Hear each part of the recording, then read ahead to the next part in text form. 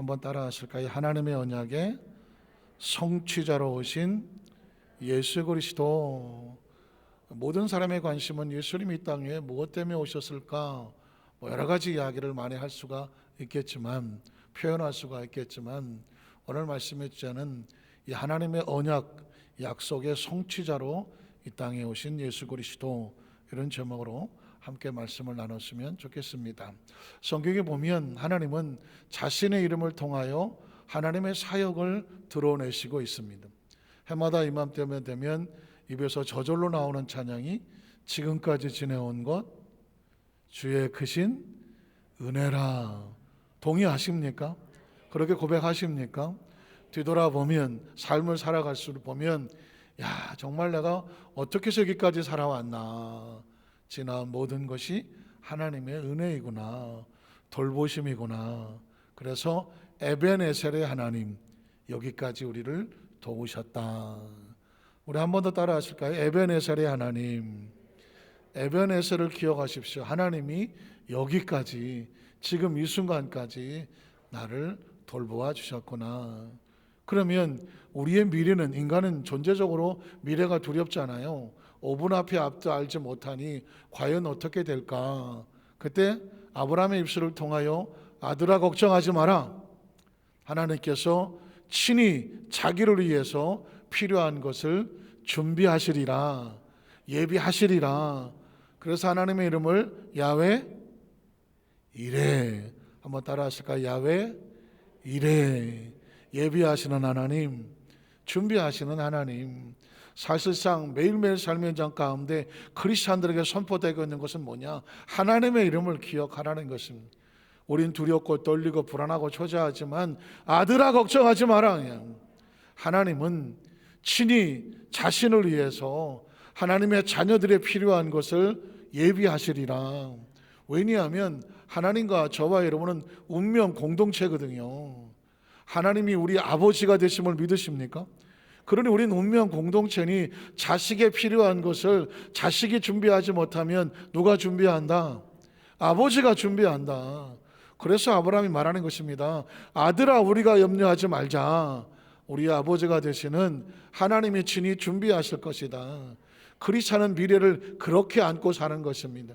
사랑하는 여의도 스몰이 안산교회 성도 여러분, 저와 여러분의 미래를 우리가 염려할 필요가 없습니다. 걱정하지 말자. 왜냐하면 하나님이 자기 백성을 위해서 친히 자신이 어떻게 하시리라? 준비하시리라. 그러면 과거는 은혜의 하나님, 미래는 준비하시는 하나님.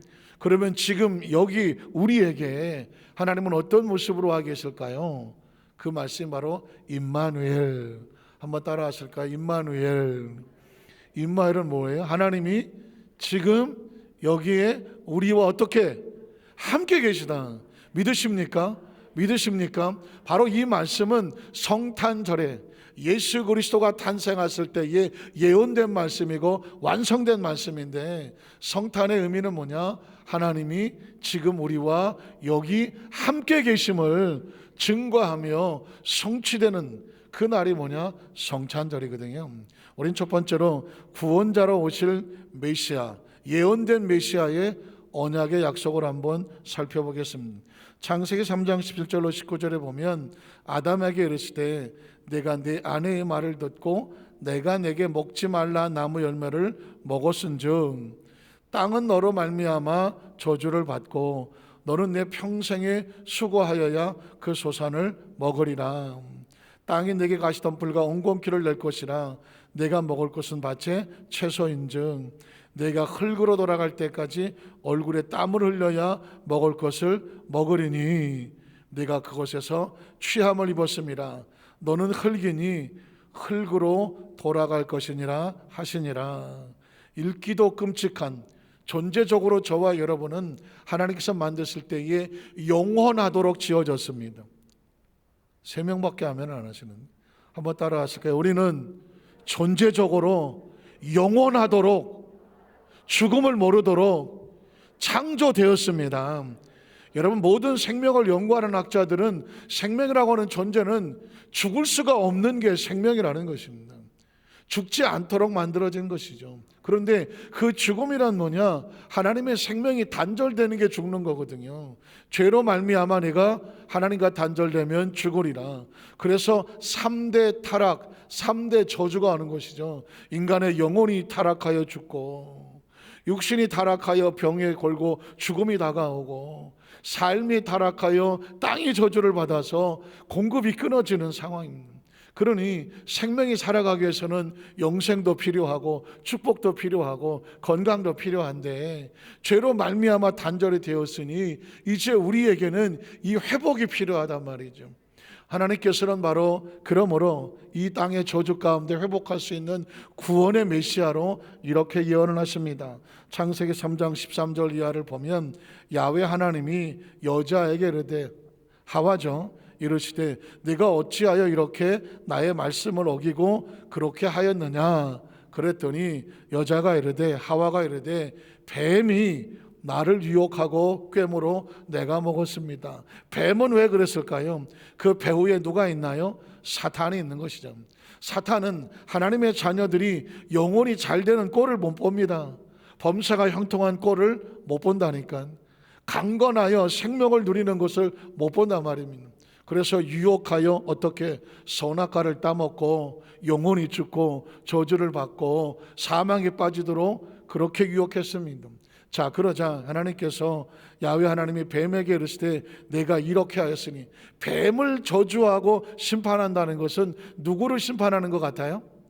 사탄을 심판하는 거예요. 뱀을 심판하는 것은요, 사탄을 심판하고 마귀를 무너뜨리는 것이죠. 뱀에게 이르시되 내가 이렇게 하였으니 내가 모든 가축과 들의 모든 짐승보다 더욱 저주를 받아 배로 다니고 살아있는 동안 흙을 먹을지니라. 내가 너로 여자와 원수가 되고. 그러니까 뱀은요, 본능적으로 인간과 원수된 것입니다. 뱀을 본 적도 없고 또 뱀을 어떻게 공격을 당해보지도 않았는데도 뱀만 보면 어이구 무서워 하시지 않습니까? 그럼에도 불구하고 나는 뱀이 좋다. 요거는 어떻게 뱀으로 먹고 사신 분일지도 몰라. 어쨌거나 인간은 본능적으로 뱀에 대한 두려움이 있어요. 그러면서도 뱀이 지나가면 아무 짓도 안 했지만 돌을 들고 무조건 던져서 죽이려고 덤벼들어. 저희도 어렸을 때 보니까 뱀이 지나가면 어디 돌멩이 들어서 집어 던져 잡으려고 했던, 누가 시키도 않았는데 그런 본능이 있더라고요. 어쨌든 뱀이라고 하는 것은, 사탄이라고 하는 것은 인간과 존재적으로 원수된 관계, 그리고 내 후손도 여자의 후손과 원수가 되게 하겠다. 그 뱀의 후손이란 뭐냐? 바귀에 계속되는 역사들, 귀신들, 악한 영들, 모든 대적들, 이것이 여자의 후손과 원수가 되게 한다. 여러분, 창세기 3장 15절은 아주 중요합니다. 요한복음 3장 16절이 중요한 것처럼 창세기 3장 15절에 보면 모든 인생은 남자의 후손이지 않습니까? 남자가 씨를, 또 여자가 밭을, 그래서 생명, 그렇게 표현하지 않습니까? 애 둘러서. 그러나 여자의 후손이라는 것은 뭐냐면 아버지가 없이 성령으로 잉태되어 태어나는 존재는 예수 그리스도 메시아를 말하는 것입니다. 메시아는 무엇과 원수냐? 마귀와 그 모든 세력과 원수가 되게 할 것이니, 그래서 어떤 일이 벌어질까요? 그 다음 절에 보면 여자의 후손은, 메시아는, 예수 그리스도는 마귀의 머리를 상하게 할 것이다. 이야기는 뭐냐? 마귀를 심판하여 그를 저주하여 모든 세력을 어떻게 할 것이다? 무너뜨릴 것이다. 이게 복음의 그 구원의 첫 출발입니다. 하나님은 메시아를 통하여 마귀의 세력을 심판하고 무너뜨릴 것이다. 그러면 어떻게 될까요? 하나님의 사람들은 더 이상 마귀를 두려워할 필요가 있나요, 없나요? 두려워할 필요가 없는 것이죠. 인간은 존재적으로 귀신을 두려워하잖아요. 그래서 뭐든지 귀신을 귀신이라 그러면 다 무서워하고 막 그러잖아요. 어렸을 때도 귀신 영화가 제일 무섭고 막 이러지 않았나요? 그러나 본능적으로 그렇지만 예수 그리스도 안에 메시아를 만나면 어떤 일이 벌어지냐면, 너희가 더 이상 이제는 마귀를 두려워하지 아니하며, 귀신을 두려워하지 아니하며, 악한 영을 두려워하지 아니하며, 어둠의 영을 두려워할 필요가 없는 것은 뭐냐? 그 메시아가 마귀의 머리를 깨트려 그를 상하게 할 것이고, 또 너는 그의 발꿈치를 상하게 할 것이다. 마귀가 예수를 십자가에 못 박아 몸찔러 피 흘려 죽게 할지를 모르지만 예수는 힘이 없어 맞아 죽는 것이 아니라 하나님과 약속을 회복하기 위하여 스스로 제물되게 할 것이다. 오늘 그러므로 말미암아 오늘 이 본문 속에 있는 예언된 약속이 뭐냐면 메시아가 오면 마귀를 심판하고 너희가 잃어버렸던 죄에서의 구원, 그리고 형통의 저주로부터 나오는 형통의 축복, 질병의 상처로부터 회복되는 영원한 생명을 되찾게 하여 주리라는 것입니다. 그러므로 마귀는 뭐 하게 되어 있느냐? 무너지게 되어 있어요. 우리를 도적질하고 죽이고 멸망시켜 다가오지만 예수 그리스도 안에 약속된 것을 보면 마귀는 망하게 되어 있고 대적하게 되어 있고 쫓겨가게 되어 있고 무너지게 되어 있어. 하나님의 사람들은 손댈 수가 없어. 내가 너에게 뱀과 전갈을 밟으며 원수의 모든 능력을 제할 권세를 너에게 주었어. 약속이야. 예수 이름과 앞에 권세를 주었으니 너희를 해할 자가 결탄코 없으리라. 없으리라. 마귀를 두려워하지 말라. 마귀를 대적해라. 그러면 저가 피하리라는 거야. 이제 여러분과 저는 더 이상 내 삶을 살아가는데 어떤 나의 모든 삶을 가로막는 장애물들, 또 뭐 귀신이 어떻고 마귀가 어떻고 또 문제가 어떻고 어려움이 어떻고 나 이제 어떻게 해요? 절망할 이유가 없다. 왜냐하면 하나님은 마귀를 심판해 놓았어. 하나님께서 메시아를 통해서 구원을 약속했다고 하면 어떻게 해든지 하나님께서는 사랑하는 자 내 영혼이 잘됨 같이 범사가 잘되고 강건하며 생명을 얻되 또 풍성히 얻게 하시리라. 그 길을 행하실 줄로 믿습니다. 우리 순복음의 오중축복과 삼중복음을 말할 때, 또 삼중축복과 오중복음을 말할 때에 그 중요한 말씀이 어디서 왔는지 아십니까? 사랑하는 자 내 영혼은 반드시 잘된다. 범사가 형통한다. 강건해진다. 생명을 얻는다. 풍성히 얻는다. 이건 성경 속에 있어서 믿는 것이 아니라 약속이 되었기 때문에 믿는 거예요. 마귀가 가져왔던 죄, 마귀가 가져왔던 저주, 마귀가 가져왔던 질병을 마귀를 심판하면 어떻게 될까요? 죄에서 자동으로 구원이 얻어지고, 믿으십니까? 마귀를 심판하면 저주에서 나오고, 마귀를 심판하면 질병에서 나오고, 마귀를 심판하면 사망에서 나와서 영원한 천국을 얻게 되는 줄로 믿습니다. 그러므로 성경에 있는 약속을 끄집어서 내 마음에 품으면 약속에 보장된 것이 뭐냐? 우리의 축복이 되는 것이죠. 여러분 보십시오. 이스라엘 백성이 애굽에서 430년간 노예 생활을 했습니다. 그런데 노예로 끝나야 됩니까? 노예로 끝나야 될 백성이 아니에요. 왜냐하면 이스라엘은 어떤 민족이냐? 하나님과 약속된 민족이잖아요. 누구랑 약속했나요? 430년 전에 하나님께서 아브라함에게 내가 이 땅을 너와 내 자손에게 주리니 너로 인하여, 이 민족으로 인하여 천하 민족이 복을 받을 것이며 땅의 풍성하며 하늘의 별과 같고 땅의 모래와 같으리라. 뭐가 있나요? 약속이 있어요. 이 백성은 여러분 약속이 있는 것입니다. 지금 뭐 애굽에서 형편이 어렵다, 지금 핍박을 당하고 어려움을 당한다, 먹고 살기 힘들다, 그러면 어떻게 하느냐? 이게 백심이 아니야. 그럼에도 불구하고 이 민족은 하나님께서 반드시 젖과 끓이는 약속의 땅으로 내가 데려다 놓겠다고 약속하고 언약한 민족이야. 그러면 하나님께서 어떻게 하실까요? 어떤 장애물이 있더라도 건져내서 어디다 갖다 놓을까요? 가나안 땅에 갖다 놓게 되어 있다니까. 목사님, 이스라엘 백성이 애굽에서 보니까요, 바로의 군대가, 바로 왕이 얼마나 세갖고 꼼짝 못하게 하는데 어떻게 나와요? 나오게 되어 있어. 바로 왕은 걱정하지 마라. 바로는 어떻게든지 10가지 심판을 받고 이스라엘 백성을 내어 보내게 되어 있고, 보내게 되어 있다니까.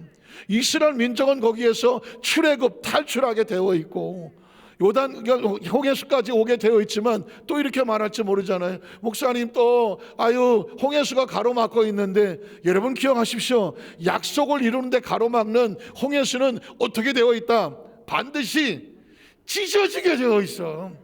물론 성경은 갈라졌다고 말했지만 저는 생각합니다. 이건 찢어져야 돼. 지가 알아서 찢어져야 된다니까. 그 이유는 뭐냐? 홍해수를 만나도 뭐 하지 마라? 걱정하지 마라. 두려워하지 마라. 놀라지 마라. 너희가 홍해수 앞에서 두려워할 존재가 아니야. 너는 약속이 있으니까 어디까지 갈 존재야? 가나안 땅까지 가야 돼. 홍해수 따위가 이 약속의 백성을 막을 수 있겠어요? 없었어요? 막을 수 없다니까.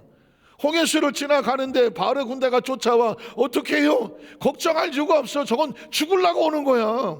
어디서 죽으려고? 홍해수에 들어갔다 따라 들어갔다 거기서 죽으려고 쫓아온 거. 더 이상 바로는 쫓아하지 못해. 거기까지 끝. 광야로 들어갔더니 마라의 쓴물을 만나. 어떻게 걱정할 이유가 없어. 쓴물 먹고 죽게 만들래? 하나님이 아니야. 약속은 살리겠다는 건 아니겠습니까? 약속은 끌고 가겠다는 거잖아. 약속은 반드시 내가 세워놓고 싶은 곳에 세워놓겠다는 거잖아요. 광야에 들어갔는데 먹을 게 없어요. 걱정할 이유가 있어요, 없어요? 광야 들어가면 메추라기는 나오게 되어 있고 만나는 쏟아지게 되어 있다니까. 하나님께서 끌고 가실 때에 거기서 광야에서 굶어 죽을 것 생각하시겠습니까? 지금 저와 여러분의 중요한 것은, 저와 여러분의 생명이라고 하는 것은 하나님의 약속이야. 예수 그리스도는 약속이란 말이죠. 예수님의 약속을 가슴에 끌어안으면 하나님은 저와 반드시 하나님의 약속의 땅으로 끌고 가게 되어 있어. 가다가 홍해수를 만나도 홍해수는 찢어지게 되어 있으며, 여러분 쓴물은 단물이 되게 되어 있으며, 광야에 비어진 곳이라고 하시라도 거기서 무너지게 내버려 두지 않는다니까. 거기에 메추라기가 만나는 공급이 되어지게 되어 있어요. 아유, 광야는 무섭고 또는 거기는 춥고 덥고 한 곳인데 어떻게 하느냐. 걱정할 이유가 없어. 하나님은 이미 세팅을 해놨어. 밤에는 그냥 히터를 잔뜩 틀어놔갖고 불기둥이 따라다녀. 낮에는 에어컨을 설치해놔갖고 구름기둥을 덮어놓으니까 어따 시원하다니까. 이 이야기를 성경에 왜 기록하고 있습니까? 인생의 삶에 계속해서 문제를 만나지, 두렵고 떨리고 낙심하지, 아말렉도 오고 또 뭐 여러 가지 그 가나안 땅에 들어가려니까 또 가나안 7 족속도 보이지. 그럼에도 불구하고 하나님의 사람은 눈으로 보고 살지 않는다, 귀로 듣고 살지 않는다, 약속을 믿고 나간다. 예수님을 구주로 믿으시면 아멘 하시기 바랍니다. 예수를 뭘 믿는 거예요? 하나님 우리에게 약속해 주신 그 안에 약속의 덩어리가 있기 때문에 예수란 눈으로 성경을 쳐다보니까 그 하나님의 약속들이 도글도글 하잖아요. 득실득실 하잖아요. 그 약속을 찾아서 나의 것으로 아멘 하면 약속대로 이루어지는 거라니까. 아말렉은 어떻게 하느냐고요? 하나님이 아말렉은 쳐서 물리치게 되어 있다니까.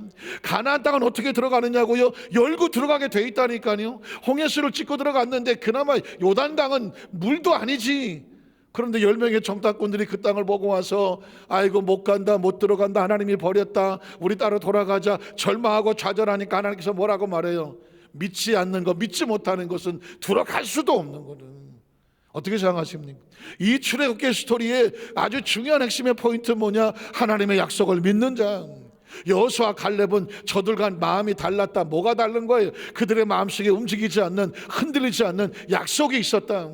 믿음이란 단어를 가지고 계속 얘기하다 보면 믿음은 믿기는 믿는데 뭘 믿나? 추상적이잖아요. 뭘 믿느냐? 하나님께서 이스라엘 백성의 성경을 통하여 행하신 약속이 나의 삶 가운데도 그대로 이루어질 줄로 믿습니다.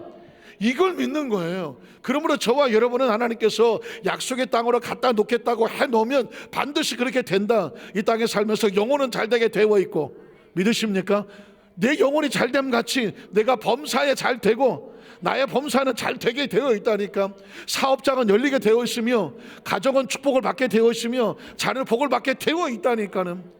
그걸 내가 염려하고 걱정한다고 해서 그게 이루어지는 게 아니란 말입니다. 지금 여러분이 이 말씀을 듣는 순간에 머리에 생각할 겁니다. 목사님이 내 형편 처지를 몰라서인데 지금 이 코로나 시대에 남들이 다 뭐 어렵다고 하는 시대에, 자영업도 어렵고 다 힘들다고 하는 시대에 내가 아무리 애를 쓴다고 해서 아무리 잘 된다고 해서도 상상이 안 됩니다. 보여지지 안 됩니다. 계산이 안 됩니다. 사랑하는 성도 여러분, 어차피 저와 여태까지 오면서 계산하고 살아왔냐고. 우리가 다 뭐 안전하게 돌다리 구려서 그래서 여기까지 살아왔냐고. 뒤돌아보면 죽을 상황이 얼마나 많이 있었냐고. 살아가면 살아갈수록 엄청난 위기를 수도 없이 겪었잖아요. 뒤돌아보니까 어떻게 살아왔어? 내가 살아왔습니까? 하나님이 살려주셨습니까? 살려주신 거지. 믿으십니까? 지금 이 상황 속에서 그러므로 우리가 아무리 염려한다고 해도 머리통 하나 자라지 않고, 우리가 아무리 염려하는데도 키가 1cm도 안 자란다며. 그러니 너희는 염려하지 마라. 너희가 있어야 될 것을 누가 아느냐? 하늘에서 너희 아버지께서 다 알고 계시느니라. 그러니 어떻게 하라고? 너희는 먼저 그의 나라와 그의 의가 뭐예요? 하나님의 약속과 하나님의 은총이 이루어서 믿고 나가나. 그리하면 너희에게 구하는 것을 다 이루어 주시리라. 성경을 살펴보십시오. 다 약속이에요. 오늘 저와 여러분에게 선포합니다. 하나님께서 반드시 내 영혼이 잘 될 것을, 범사가 형통하고 강건하며 생명의 풍성이가 있어서 믿습니다. 이걸 머릿속에 새기고 기대하고 꿈꾸고 바라보고 나가자고요. 그래야 하나님이 약속한 것은 반드시 그대로 된다.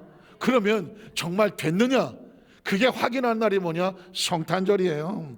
두 번째로 보면 하나님의 언약대로 이 땅에 오신 예수 그리스도, 예수님이 이 땅에 오신 크리스마스, 뭐 추리도 있고 뭐 카드도 있고 뭐 여러 가지 별도 새기고 여러 가지 많이 하죠. 선물도 주고받고 파티도 하고 이런 것들을 많이 하잖아요. 이건 이 성탄절이 의미와 같은 거예요. 진짜 중요한 핵심은 뭐냐면 그 약속된 하나님의 말씀이 예수님이 땅에 오신 걸 보니까 그대로 되네, 이루어지네. 이걸 우리에게 증거해 주시려고 예수님이 오신 거예요. 마태복음 1장 21절로 22절을 보면 아들을 낳으리니 이름을 예수라 하라. 예수란 이름을 기억하십시오. 예수는 약속의 이름이고 은혜의 이름이고 축복의 이름은 생명의 이름인데, 예수란 뭐냐? 하나님이 약속한 것이 나에게 이루어지는 도장과 같은 거예요. 그래서 너희가 내 이름으로 귀신을 쫓아내고 예수 이름으로 기도하고, 믿으십니까? 그러니까 예수는 뭐냐? 하나님의 약속이 이루어지는 도장과 같다. 자, 그 이름을 예수라고 하라. 이는 그가 자기 백성을 그들의 죄에서 어떻게 반드시 뭐한다? 구원하는 거죠. 죄에서 구원한다는 게 뭘까요? 죄로 인하여로부터 상처로부터 다 회복을 시켜서 다시 새로운 하나님의 자녀로 만들어 주신다는 거죠. 그 다음 절은 뭐라고 말합니까? 이 모든 일이 된 것은 주께서 선지자로 하신 말씀, 예언된 말씀, 약속된 말씀을 이제 예수님이 와서 뭐 하려고 해? 이루려 하시는 것입니다. 한번 따라하세요. 이루려. 이름이 너무 이뻐. 혹시 이 시성을 가진 분이 계시면 누려. 야, 이거 만약에 이 누려도 괜찮아. 누려. 야, 너는 누리고 살아라. 그냥 누려도 괜찮고 누려도 괜찮아. 좀 발음이 어렵네. 야, 이 누려랴. 좀 발음이 좀 어렵긴 하지만 기억하시라고 하는 거예요. 예수님은 이 땅에 오셔서 하나님 약속한 것을 뭐 하려고 오셨다? 이루려 하시미니 이르시되, 어떻게 기록됐느냐? 보라, 이사야에 예언된 건데 처녀가 잉태하여 아들을 낳을 것이며 그의 이름은 임마누엘이라 하리라. 뜻이 뭐냐? 이를 번역한즉 하나님이 우리와 지금 여기에 함께 계신다는 것입니다. 여러분, 하나님이 우리와 함께 계신다, 무슨 뜻일까요? 하나님 어떤 형체와 모양이 돼서 우리 옆에 손잡고 계시느냐? 그 형체와 모양이 아니죠. 왜냐하면 하나님이 우리와 함께 계신다는 얘기는 하나님이 약속했던 그 약속이 응답이 되어서 그 응답의 결과가 이제 나의 영혼 속에, 나의 삶 속에, 나의 육체 속에, 내 인생 속에, 내 삶의 모습에 약속이 나를 지배하고 통제하고 다스린다는 거죠. 우리가 하나님의 약속 가운데 함께 있다는 것입니다. 여러분, 함께 있다는 게 뭐예요? 약속으로 하면 함께 있는 거 아니겠습니까? 여러분, 부부 사이가 결혼하잖아요. 결혼의 뜻이 뭐예요? 혼을 묶는 거예요. 세상에 이것처럼 정말 아주 절박하고 절실하고 무서운 단어가 어디 있어? 결혼이 뭐야? 혼을 묶고, 그러니까 절대로 헤어지지 말라고 혼을 묶는 게 결혼이에요. 약혼은 뭐야? 결혼식을 약속하는 거거든. 약속. 인생에 약속 아닌 게 어디 있어? 약혼을 하고 결혼을 해. 부부는 분명히 육체가 따로 떨어져 있는데 이 존재는, 부부는 일심동체라고 말을 해. 이제는 같이 움직이는 거잖아요. 여러분 보십시오. 예수님이 땅에 오셨어. 임마누엘이야. 하나님 우리와 함께한다. 약속이야. 이제 하나님과 우리는 뭐야? 뗄래야 뗄 수 없는 공동 운명이야. 공동 운명. 하나님께서 자기 백성들의 삶을 어떻게 하실 수밖에 없냐면 책임지시고 움직이고 보호하실 수밖에 없어. 믿으십니까? 성경은 그 얘기를 다양하게 말합니다. 요한복음 1장 1절로 4절에 보면 태초에 말씀이 계셨다. 이 말씀은 우리 한국적 사고를 가지고는 이해가 잘 안 돼. 말씀은 무생물이잖아요. 그렇잖아요. 말씀이 뭐 형체가 있습니까? 무슨 눈, 코, 입이 있습니까? 그런데 태초에 말씀이 있었다 그래요. 그 당시 사람들은 헬라에게 최고의 지성, 최고의 진리, 이걸 추상적인 단어로 로고스라고 말해서 말씀이 계셨다. 자기들이 최고로 존중하는 이성과 진리와 지성, 그렇게 말하는 거예요. 그런데 그걸 우리 머릿속으로는 이해가 안 돼. 제가 이렇게 바꿔볼게요. 그 모든 것이 뭐냐? 하나님에서 최고로 변할 수 없는 하나님의 약속이라고 바꿔볼게요. 태초에 하나님의 정확하고 무오한 최고의 지성과 진리를 가지고 있는 약속이 계셨다. 이 약속은 하나님과 함께 계셨으니 이 약속이 곧 하나님이더라. 왜냐하면 하나님은 말씀이라고 말하잖아요. 그 하나님의 말씀인데 말씀이 약속이니까 하나님은 존재적으로 우리에게 어떤 분이냐? 약속이죠. 하나님은 우리의 약속입니다. 자, 그래서 그 다음 절에 보면 그가 태초에 하나님과 약속이 함께 계셨고, 그리고 만물이 그로 말미암아, 그 약속으로 말미암아 지은 바 되었으니 지은 것이 하나도 그 약속이 없이는 된 것이 없다. 여러분 보십시오. 학문의 모든 것은 다 약속하는, 우주 만물의 전체가 그렇고, 우주의 법칙이 그렇고, 자연의 법칙이 그렇고, 생물의 법칙, 동물의 법칙, 화학, 물리, 수학, 언어, 문법, 아니 뭐 지학, 지리, 그 어떤 것을 치고 법칙이 아닌 게 있나요? 인체의 머리부터 발까지 인체 해부도요, 법칙에서 우리 기관들이 움직이고 있잖아요. 그 법칙을 다른 말로 바꾸면 뭐라 그래요? 약속인 거예요. 서로 어떻게 길을 딱 놓고 움직이지 않고 그 법칙대로 움직이는 상황, 더 왔다 갔다 하지 않고 움직이는 걸 약속이라고 말하는 것이거든요. 약속이 어긋나면 죽게 되어 있어요. 우주 만물은 약속으로 움직인다. 다시 말해서 우주 만물은 약속이 없이는 되어진 것이 없다. 그 다음 절에 보면 그 안에 생명이 있다. 그 약속은 왜 필요한 것입니까? 생명이 존재하기 위해서 필요한 것이고요. 생명이 뭐예요? 생명은요, 하나님이 우리에게 이 땅에 존재할 수 있도록 주는 시간인 거예요. 제가 좀 이따 설명을 드리겠고요. 그 안에 생명이 있었으니 이 생명은 사람들의 빛이다. 또 그 다음 절에 보면 참빛, 여러 가지 빛 가운데 참빛, 빛의 근원, 그 세상에 와서 각 사람에게 비추는 빛이 있었나니 그가 세상에 계셨으며 세상은 그로 말미암아, 아까 말씀드렸죠, 말씀으로, 약속으로, 법칙으로 지은 바가 되었지만 세상이 그를 법칙을 알지 못하고 약속을 알지 못했어요. 자기 땅에 왔지만 자기 백성이, 알아야 될 백성이 영접하지 않았다. 이 이야기는 뭐냐면 하나님이 예수님을 이 땅에 보내셨는데 그 약속과 법칙으로 오셨는데 그 예수님을 알아보지를 못했어요. 그러니까 예수를 알아보지 못하니 영접하지 못했고, 영접하지 못하니 약속이 맺어지지가 않았어요. 그러나 14절에 보면 영접하는 자, 영접이 뭐예요?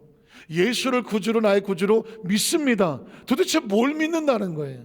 그 믿는다는 건 뭐냐? 하나님이 예수를 이 땅에 약속의 보증으로 보내주시고 약속의 증인으로 보여주셔서 내가 예수를 믿음으로 말미암아 구약 성경서에 기록되어 있는 하나님의 모든 약속이 나의 삶 속에 그대로 이루어질 줄로 믿습니다. 확신합니다. 의심하지 않습니다. 나는 약속의 자녀가 되었습니다. 하나님과 우리 사이에 계약이 맺어졌습니다. 이걸 예수를 믿는다고 말하는 거예요. 이걸 영접한다고 말하는 거예요. 그러면 어떻게 됩니까? 그 이름을 믿는 자들에게는 하나님의 자녀, 부모와 자식은 이게 운명 공동체입니까? 너는 너고 나는 납니까? 세상에 부부보다 더 절실한 게 뭐야? 자식 아닌가요? 자식. 때로 부부는 싸워도 자식하고는 못 싸우는 거 아니에요? 어쨌든 이 자식은요, 내 생명과 같으니까 공동 운명체라고 말하는 거예요. 성경은 우리에게 이렇게 말합니다. 넌 하나님의 자녀라고 말하고 있습니다.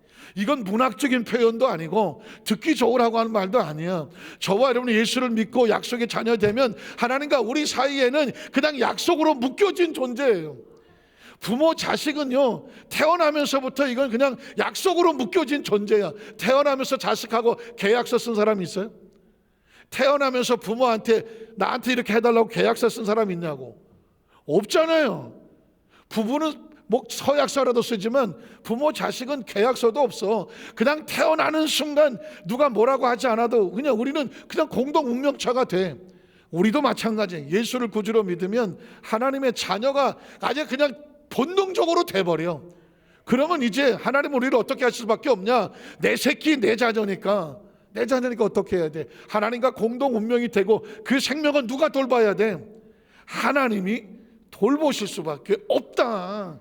이걸 확실하게 믿고 의지하고 나가야 이 세상에 살아도 자신감 있게 살고 담대하게 사는 거예요. 그래 그런 권세를 주셨다. 그래서 그 다음 절에 보면 혈통으로나 육정으로나 사람의 뜻으로 하는 것이 아니라 오직 하나님께로부터 났다. 하나님 속에서 묵쑥 빠져나왔다가 아니라 하나님과 우리는 약속으로 준비되어 하나님의 보장된 존재다. 그래서 그 다음 절에 보면 이제 말씀이 육신이 되어, 말씀이 육신 됐다는 게 뭐예요? 크리스마스 아니에요? 예수님이 탄생했다는 거잖아요. 약속이 우리한테 실체를 보여줘야 되는데 약속을 어떻게 증거하냐고요. 육신이 되어 우리 같은 모습을 가지고 거하심에 우리가 그의 영광을 보니까 아버지의 독생자의 영광이요 은혜와 진리가 충만하더라. 여러분 보십시오. 아니 은혜와 진리가 무슨 뜻이야? 은혜는 뭐냐? 값없이 주는 거잖아요. 하나님이 우리에게 약속을 할 때 계약금 얼마 내라. 계약금이 없어. 우리에게 은혜로 주시고, 그리고 그 약속은 절대로 변하지 않으니까 뭐가 돼? 진리란 뜻은요 아무리 세월이 지나도 절대 변하지 않아야 그걸 뭐라고 말해? 진리라고 말하죠. 변하는 건 학설이라고 말해. 변하는 건요 지금은 맞고 나중에 틀리는 건 학설이라고 말하지 진리라고 말하지 않아. 모든 학문에서 말하는 건 학설일 뿐이지 절대 진리가 없어. 절대 진리는 하나밖에 없어. 하나님의 약속밖에 없어. 그래서 진리가 충만하더라. 예수님은 우리에게 값없이 주시는 하나님의 약속이다. 그러면 요한복음 3장 10절 이하가 되죠. 하나님이 세상을 이처럼 사랑하사 은혜죠. 독생자를 주셨으니 독생자는 말씀이더라. 그리고 말씀은 약속이더라. 하나님이 예수를 통하여 우리와 약속을 맺기를 원하셔서 이를 그를 믿는 자마다, 예수님이 하나님의 약속인 것을 믿는 자마다, 받아들이는 자마다 이제 약속 안에 들어왔으니 멸망하지 아니하고 무엇을 얻는다? 영생을 얻게 하신다. 저는요 올해 이 말씀을 준비하다가 깜짝 놀라게 깨달았어요. 여러분에게 이 말씀을 꼭 전해주고 싶은데, 영생이라는 단어가 뭐야? 영생. 아마 이 땅의 삶을 살면서 어떤 최고의 어떤 지성과 뭘 가지고 있다고 할지라도 영생에 대해서 말하라고 하면 글쎄요, 그냥 어떻게 말할까? 영어 단어에 보면 eternal이라는 영원한이라는 단어도 있고 endless라고 하는 끝이 없다 이런 표현도 있는데, 자, 영생이 뭐냐? 제가 말씀드릴게요. 시간학자가 생명을 연구를 하더라고요. 생명이 뭘까? 생명은 뭘까? 근데 이 시간학자가, 시간도 학자가 있더만, 물리학 이런 거 연구하시는 분이 있는데, 시간학자의 말이 자기가 연구해 보니 인간의 생명은 시간이더라. 증명하는 게 뭐냐면, 만약에 우리 앞에 차가 한 100km로 지나가요. 100km. 그러면 100km 정도는 보이죠. 근데 이게 200km로 지나가, 휙 하고 지나가겠죠. 1초에 200km 확 지나가 버려. 그러면 200km는 보일지 몰라요. 만약에 얘가 300km 왔다 갔다 해. 눈에 보일까요? 안 보일까요? 안 보입니다. 인간의 눈이란 어느 정도 시간을 가지고 움직여야 보게 되어 있지, 이게 어마어마하게 빠른 속도로 움직이면 존재하는데 볼 수 없어. 그런 의미가 뭐예요? 없는 거예요. 안 보이니까 없는 거지. 사실 우리 귀도 마찬가지입니다. 가청 능력이라 그래서 지구가 돌아가는 소리는 안 들리잖아요. 나는 지구 돌아가는 소리가 들린다. 안 들리잖아요. 너무 작은 소리와 너무 큰 소리는 인간이 못 듣게 돼 있어. 그러니까 없다고 생각을 하죠. 시력도 마찬가지예요. 너무 작은 건 안 보이고 엄청나게 빠른 건 안 보여. 이 이야기는 뭐냐? 지금 우리 한 100년 안쪽을 살잖아요. 우리가 가는 시간은 100년이라는 시간을 느끼고 살아가기 때문에 이게 살아간다라고 생각합니다. 만에 하나 100년이 1초 만에 지나가. 휙 지나가. 우리는 100년을 살았는데 그 시간이 1초 만에 지나갔다. 그러면 우리는 살아있나요? 없나요? 1초 만에 없는 거예요. 1초 만에. 그러니까 시간이, 생명이란 뭐냐? 시간의 지배를 받아서 시간이 빠르게 움직이면 빨리 가는 거고, 시간이 천천히 움직이면 천천히 가는 거예요. 그러니 시간의 지배와 종속을 받을 수밖에 없는 게 생명이야. 지금도 너 몇 살이야? 라고 말할 때 그만큼 시간이 지나간 거잖아요. 앞으로 얼마 남을 것 같아? 남은 시간을 얘기하잖아요. 세상 끝날 때쯤 되면 이런 얘기하죠. 내가 얼마 안 남은 것 같아. 내가 얼마 안 남은 것 같아요. 뭐가 얼마 안 남았어요? 본인은 내 살 날이 얼마 안 남은 거, 시간이 얼마 안 남은 거예요. 그러니까 생명이란 뭐냐? 시간에 종속되고 시간의 지배를 받는데, 영생이란 뭐냐? 시간의 지배로부터 탈출하는 거죠. 시간이 지배할 수가 없어. 그러니까 시간의 지배, 뭐 빠르다 늦다, 뭐 얼마 안 남았다 많이 남았다, 이런 계산이 없는 것이 어디다? 영생인 것이죠. 믿으십니까? 그러니까 하나님께서는 우리를 시간 속의 육체를 가지고 이 땅에 살게 하셨지만, 우리가 하나님 안에 약속 안에 들어오게 되면 결국은 이 시간의 탈출을 하여 시간과 공간의 지배를 받지 않는 그 시기, 그걸 천국이라고 말하고, 빨리 가고 싶지는 않은 것 같은 느낌인데, 그걸 천국이라고 말하고, 이 땅에 살아도 비록 내가 지금 시간 속에 살아도 내 안에 하나님의 약속이 있으니 나는 살아도 천국이고 죽어도 천국이고, 이 세상에서 빨리 떠나면 내 시간이 빨리 지나가서 천국의 영원한 시간으로 가는 것이고, 내가 조금 더 오래 살면 내 시간이 이 땅에서 시간 좀 천천히 가서 어차피 또 지가 난 다음에 사명이 있어 사는 것이고, 어디서 만난다? 천국에서 만난다. 믿으십니까? 그러므로 우리는 내가 몇 살이냐로 살면 안 되고, 내 안에는 약속으로 살아가라. 살아도 천국이고 죽어도 천국이고. 믿으십니까? 그리스도는 산다 죽은다는 개념이 없다. 왜냐하면 하나님의 약속이 지금 우리와 함께 있고 변함이 없으니 지금도 천국이고, 우리가 이 세상을 떠나 시간을 벗어나도 천국이다. 믿으십니까? 그래서 성경책에서 우리에게 말씀하고 있는 것은, 이 축복의 영생이라는 개념은 하나님의 약속된 것. 한번 따라하시까? 나는 예수님 안에서 반드시 뭐하게 되어 있다?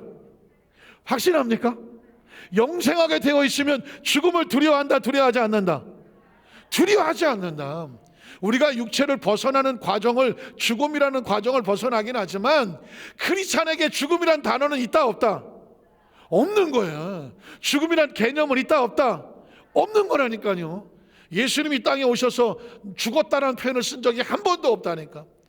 죽었다는 개념 쓴 적이 없어요. 잔다, 다시 깨어난다. 믿으십니까? 그래서 이제 마지막 세 번째는 뭐냐? 예수님이 오셔서 이것을 우리에게 증거하시며 하셨던 사역은 뭐냐? 하나님의 말씀은 반드시 이루어진다. 예수님의 사역은 계속 이루시는 사역이에요. 마태복음 1장 21, 23절에 보면, 이 모든 일이 된 것은, 하나님 안에서 또 우리 안에 되는 모든 일들은 주께서 선지자로 하신 말씀을, 아까도 나왔죠, 이루려 하십니다. 또 그래서 어떻게? 그 다음 절에 보면, 보라 처녀가 잉태의 아들을 낳을 것이니 그의 이름은 임마누엘이라 하셨으니, 이를 번역한즉 하나님이 우리와 함께 계시는 것은 왜 계신다? 약속이 그래요. 그 약속이 이루어졌기 때문에 하나님 우리와 함께 계시는 것이. 믿으십니까? 누가복음 4장 16절도 21절에 보면, 예수께서 자라나신 곳 나사렛에 이르사 안식일에 늘 하시던 대로 회당에 들어가서 성경, 그 당시는 성경이 구약 성경밖에 없었습니다.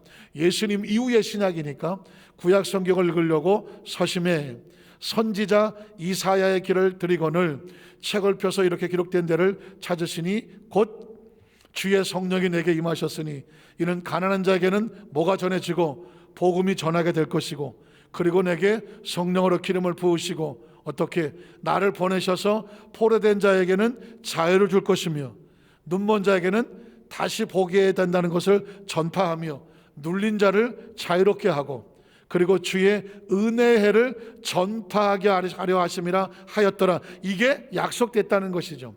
그런데 그 다음 절에 보면, 책을 덮은 다음에 그 맡은 자에게 주시고 앉으시니 회당에 있는 자들이 다 주목하여, 그래서 그 말씀이 어땠다고, 무슨 말을 하려고 하고 예수님의 눈을 쳐다보니, 예수님께서 뭐라고 하셨습니까?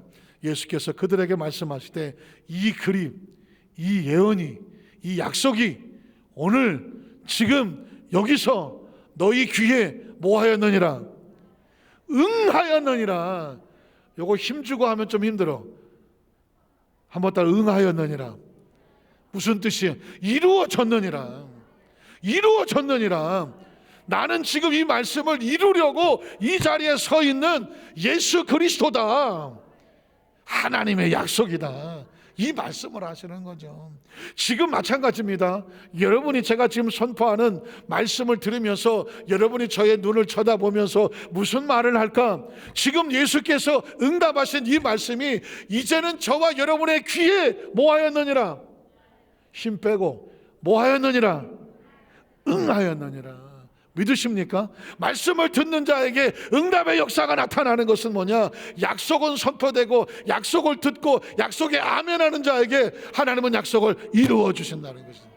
성경은 그래서 하나님의 약속이 선포되는 것이고 약속에 응답을 하신 자에게 역사가 나타나는 것을 믿게 하는 것입니다. 사실은 오늘 이 말씀은요, 어디 전 세계 어디 통신 네트워크에 연결될 수 있으면 전 세계 70억 인구들에게 뭐 듣든지 않든지 간에 그들의 귀에 이 말씀이 선포가 되어져야 돼.